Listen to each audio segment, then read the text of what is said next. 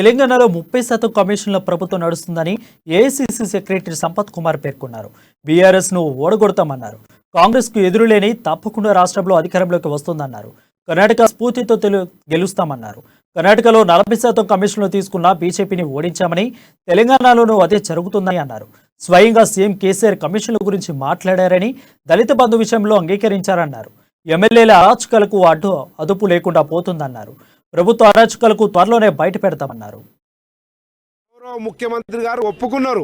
ప్రగతి భవన్ సాక్షిగా, తెలంగాణ భవన్ సాక్షిగా ఏమని దళిత బంధు 10 లక్షలు ఇస్తే 3 లక్షల రూపాయలు ఆ ప్రాంత ఎమ్మెల్యేకో లేకపోతే వాళ్ళ అనుంగు సహచరులకో కమిషన్ ఇస్తున్నామంటే 10 లక్షల్లో 3 లక్షలు అంటే 30%. అక్కడ 40% అవినీతి కమిషన్లు ఉంటే ఇక్కడ 30% అవినీతి కమిషన్లు ఉన్నాయి. 30% అది కనబడుతున్న నిర్ధారమైన ముఖ్యమంత్రి ఒప్పుకున్నటువంటి 30% కమిషన్. అవి కాకుండా ఈరోజు ఓఆర్ఆర్ కాంట్రాక్ట్ కానీ, లేదంటే కాళేశ్వరం కానీ, లేదంటే శాండ్ కానీ, మైండ్ కానీ, లిక్కర్ కానీ, ఇంకేదన్నా కానీ అట్లా తీసుకుంటే విపరీతమైనటువంటి అవినీతి పెరిగిపోయింది కర్ణాటక కంటే. దుర్మార్గం, దౌర్భాగ్యంగా కనుక అదే స్పష్టంగా ఇక్కడ కూడా ప్రతిబింబిస్తుంది.